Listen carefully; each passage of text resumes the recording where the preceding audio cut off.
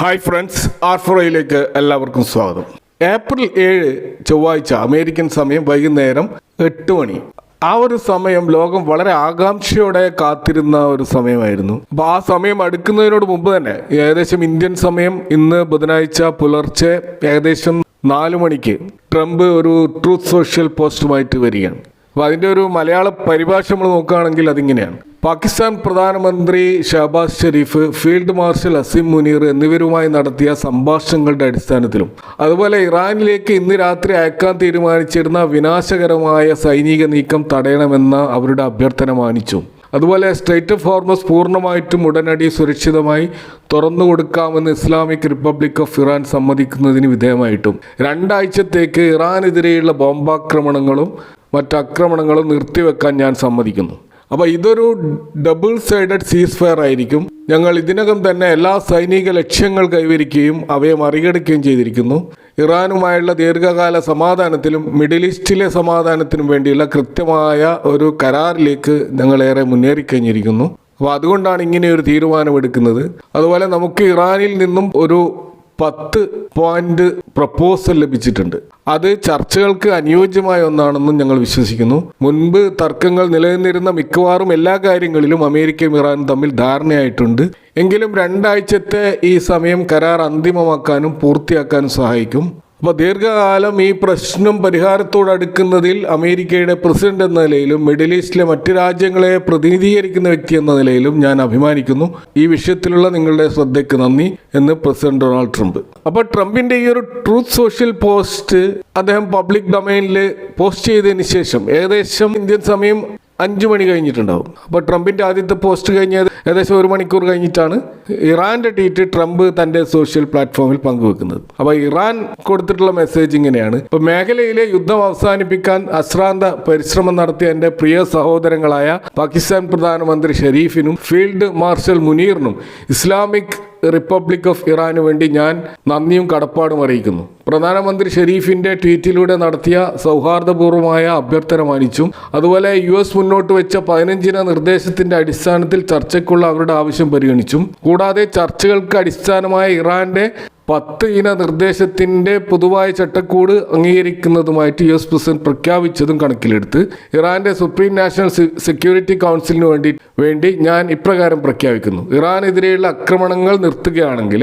ഞങ്ങളുടെ കരുത്തുറ്റ സായുധ സേന അവരുടെ പ്രതിരോധ നടപടികൾ അവസാനിപ്പിക്കും. 2 ആഴ്ച കാലത്തേക്ക് ഇറാൻ്റെ സായുധ സേനയുമായുള്ള ഏകോപനത്തിലൂടെയും സാങ്കേതികമായ പരിമിതികൾ കണക്കിലെടുത്തും ഹോർമസ് കടലിടുക്കിലൂടെയുള്ള സുരക്ഷിതമായ യാത്ര സാധ്യമാക്കുന്നതാണ് എന്ന് സയ്യിദ് അബ്ബാസ് അരാക്ചി, വിദേശകാര്യമന്ത്രി, ഇസ്ലാമിക് റിപ്പബ്ലിക് ഓഫ് ഇറാൻ. അപ്പോൾ ഈ 2 പോസ്റ്റുകളുമാണ് ലോകം മുഴുവൻ ആശ്വാസത്തിൻ്റെ ഒരു നെടുവീർപ്പിടാൻ സഹായിച്ച ഇന്ന് ഏർലി മോർണിംഗ് കണ്ട 2 പോസ്റ്റുകൾ.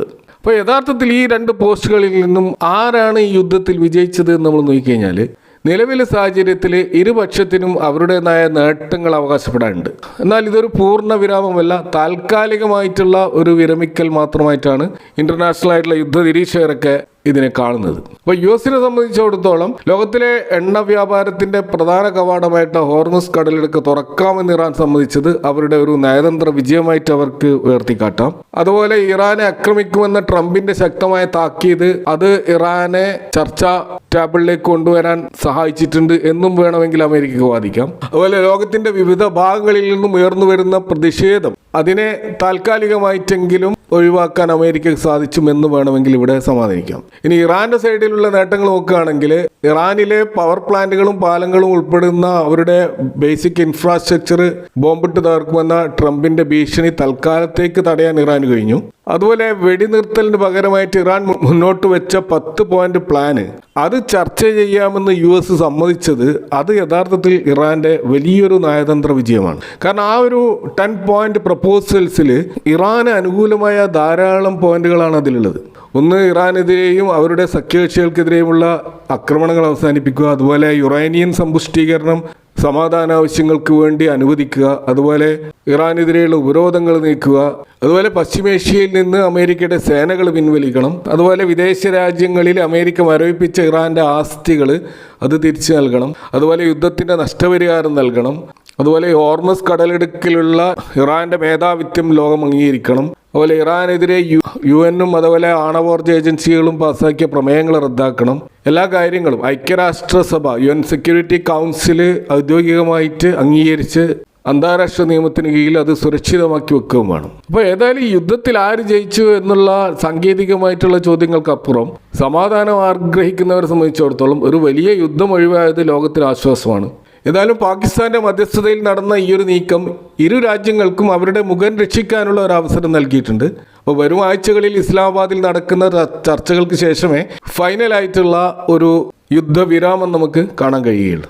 ഏതായാലും ഈ ഒരു വാർത്ത പുറത്തു വന്നതോടുകൂടി നമ്മുടെ ഇന്ത്യൻ മാർക്കറ്റിൽ ഇന്ന് രാവിലെ 732 പോയിന്റിൻ്റെ ഒരു ഗ്യാപ്പ് അപ്പ് ഓപ്പണിംഗ് ആണ് ഉണ്ടായത്. അതുകൂടാതെ ക്രൂഡ് ഓയിൽ പ്രൈസ് നമ്മൾ നോക്കിക്കഴിഞ്ഞാൽ 15% ഇടിവ് വന്നതായിട്ട് കാണാം. 95 എന്ന റേഞ്ചിലാണ് ഇപ്പോൾ അത് ട്രേഡ് ചെയ്യുന്നത്. അതുകൂടാതെ ഇന്നലെയൊക്കെ നമ്മൾ കണ്ടതാണ് WTI ക്രൂഡ് ബ്രണ്ട് ക്രൂഡിനെ കവച്ചു വെക്കുന്ന രീതിയിൽ അതിൻ്റെ പ്രൈസ് ഉയർന്നിരുന്നു. ഇപ്പോൾ അത് രണ്ടും ഏകദേശം ഒരേ ലെവലിൽ എത്തിയിരിക്കുകയാണ്. അതുകൂടാതെ നമ്മുടെ ഇന്ത്യൻ മാർക്കറ്റിൽ നോക്കുകയാണെങ്കിൽ ഇന്ത്യൻ റൂപ്പി അത് 92 എന്ന ലെവലിലേക്ക് കുറച്ചുകൂടി മൂല്യം ഉയർന്നതായിട്ട് നമുക്ക് കാണാൻ പറ്റും. അതുകൂടാതെ ഇൻഡെക്സ് ഫ്യൂച്ചേഴ്സ് ഒക്കെ വളരെയധികം മുന്നേറിയതായിട്ട് കാണാം. ഇപ്പോൾ ഗിഫ്റ്റ് നിഫ്റ്റി തന്നെ 4% മുന്നേറി. US മാർക്കറ്റിലുള്ള നാസ്ഡാക്ക് ഒക്കെ 3% മുന്നോട്ട് പോയതായിട്ട് കാണാം. അതേപോലെ യൂറോപ്യൻ മാർക്കറ്റിലും 4% ഒരു മുന്നേറ്റം കാണാം. ജപ്പാൻ കൊറിയ മാർക്കറ്റിലും 4 മുതൽ 6% മുന്നേറ്റം നമുക്ക് കാണാൻ കഴിയും. ഇതുകൂടാതെ വിക്സ് കംഫർട്ടബിൾ ലെവലിലേക്ക് വന്നുകൊണ്ടിരിക്കുകയാണ്. US വിക്സ് 21% താഴ്ന്നിട്ടുണ്ട്. ഇന്ത്യ വിക്സ് അത് 20 താഴെ 19 എന്ന ലെവലിലേക്ക് വന്നിട്ടുണ്ട്.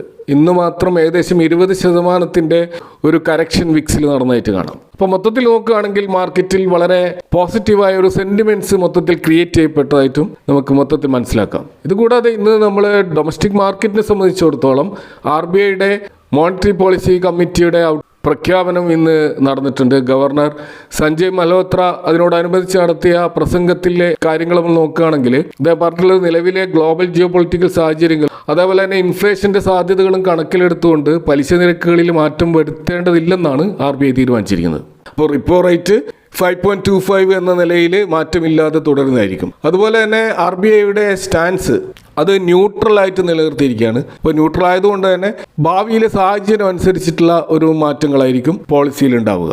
അതുകൂടാതെ GDP ഇൻഫ്ലേഷൻ ഫോർകാസ്റ്റുകൾ നോക്കുകയാണെങ്കിൽ ആഗോളതലത്തിൽ ഇപ്പോൾ നിലനിൽക്കുന്ന സംഘർഷങ്ങൾ ഇന്ത്യൻ സമ്പദ് വ്യവസ്ഥയെയും ബാധിച്ചേക്കാമെന്ന ഒരു വിലയിരുത്തൽ തന്നെയാണ് RBI നടത്തിയിട്ടുള്ളത്. അതുകൊണ്ട് തന്നെ FY27 റിയൽ GDP ഗ്രോത്ത് പ്രതീക്ഷിക്കുന്നത് 6.9% ആണ്. അതുപോലെ കൺസ്യൂമർ ഇൻഫ്ലേഷൻ ഡാറ്റ 4.6% ആണ്. ഇപ്പോൾ GDP വളർച്ച നേരത്തെ പ്രതീക്ഷിച്ചതിനേക്കാൾ അല്പം കുറച്ചിട്ടാണ് RBI ഫോർകാസ്റ്റ് ചെയ്തിരിക്കുന്നത്.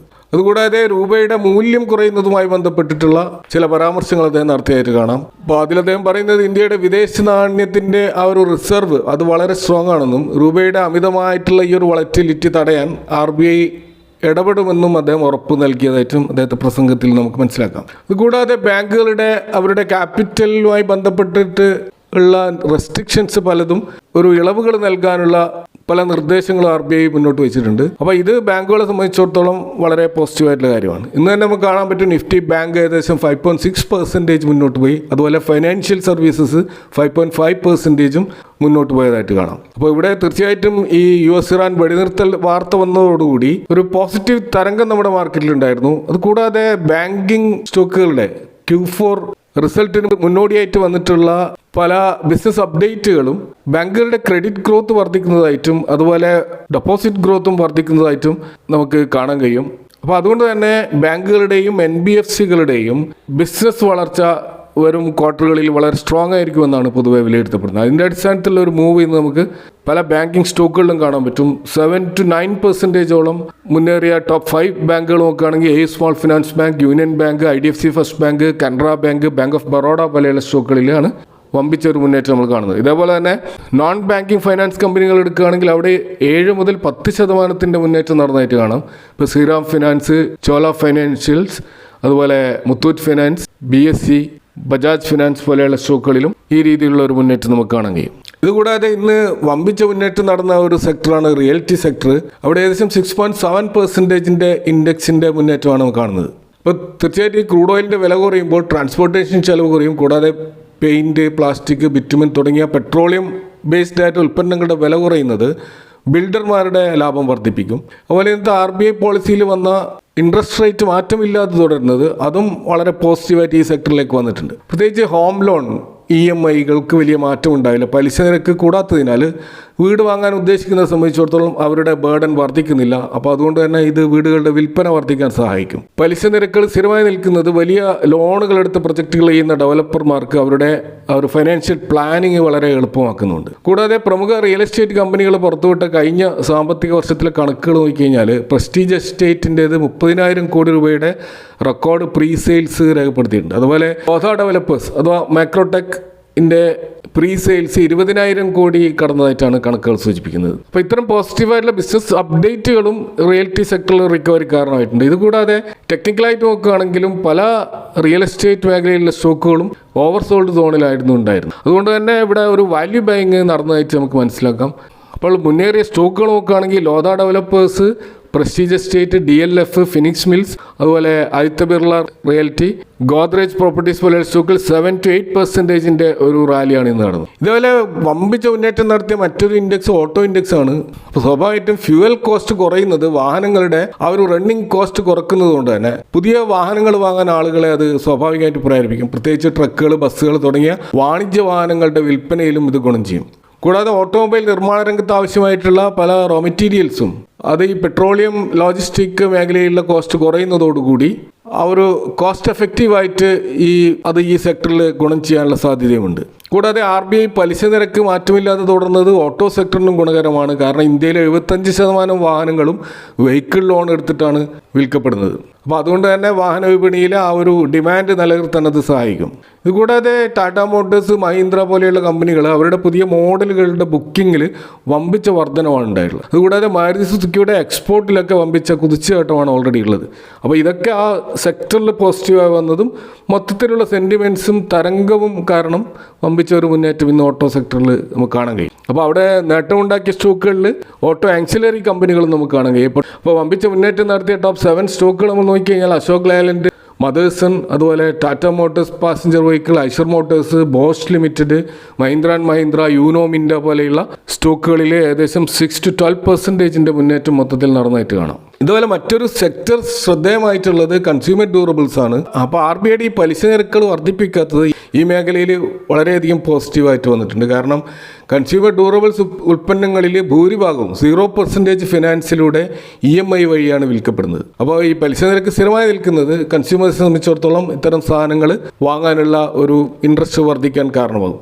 കൂടാതെ യുദ്ധഭീതി ഒഴിഞ്ഞതോടുകൂടി വിപണിയിലുണ്ടായിട്ടുള്ള ഒരു പോസിറ്റീവ് തരംഗം പ്രത്യേകിച്ച് കൺസ്യൂമേഴ്സിൻ്റെ ആത്മവിശ്വാസം വർദ്ധിപ്പിക്കും. അപ്പോൾ അതുകൊണ്ട് തന്നെ ജനങ്ങൾ കൂടുതൽ പണം ചെലവഴിക്കാൻ തയ്യാറാകുമെന്നാണ് ഇത്തരം ഡിസ്ക്രിഷണറി സ്പെൻഡിങ് വിഭാഗത്തിൽപ്പെടുന്ന ഓഹരികളുടെ പൊതുവെയുള്ള ട്രെൻഡിൽ നിന്നും മനസ്സിലാക്കാൻ കഴിയുന്നത്. കൺസ്യൂമർ ഡ്യൂറബിൾ ഇൻഡെക്സിലുള്ള നല്ല മുന്നേറ്റം നടത്തിയ സ്റ്റോക്കുകൾ നമ്മൾ നോക്കുകയാണെങ്കിൽ അവിടെ 6 to 9% ഒരു മുന്നേറ്റം ഉണ്ടായിട്ടുണ്ട്. PG electroplast, amber enterprises, Kalyan jewellers, Kajaria ceramics, titan, Dixon technologies പോലെയുള്ള സ്റ്റോക്കുകളാണ് ഈ രീതിയിൽ വമ്പിച്ച ഒരു മുന്നേറ്റം നടത്തിയത്. ഇനി നമ്മൾ ഇന്നത്തെ മാർക്കറ്റിലെ ഒരു ഓപ്ഷൻ ചെയിൻ ഒന്ന് വിശകലനം ചെയ്ത് നോക്കിക്കഴിഞ്ഞാൽ കാണാൻ കഴിയുന്നത് പ്രധാനപ്പെട്ട ഒരു റെസിസ്റ്റൻസ് ലെവലായി നിൽക്കാൻ സാധ്യത 24,000 എന്ന ലെവലാണ്. കാരണം അവിടെയാണ് ഏറ്റവും അധികം കോൾ റേറ്റിംഗ് നടന്നിട്ടുള്ളത്. അതുകൂടാതെ 24,500 നല്ല തോതിലുള്ള കോൾ റേറ്റിംഗ് നടന്നിട്ടുണ്ട്. നിലവിലുള്ള 24,000 എന്ന ലെവൽ ബ്രേക്ക് ചെയ്യുകയാണെങ്കിൽ ഒരുപക്ഷെ 24,200, 24,500 സോണുകളായിരിക്കും അടുത്തൊരു റെസിസ്റ്റൻസ് ലെവലായിട്ട് നിൽക്കുക.